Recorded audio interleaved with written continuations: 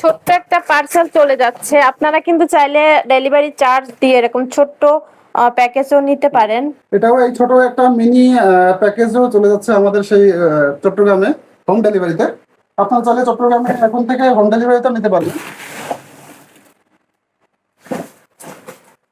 তো অনেকে বলেন যে ডেলিভারি চার্জ দিব না বা হচ্ছে প্যাকিং চার্জ দিব না। দেখেন আমাদের 2 কেজি দিতে গেলেও এরকম একটা প্যাকেটে করে দেওয়া লাগে, আর এটা কিন্তু আমাদের কিনতে হয়।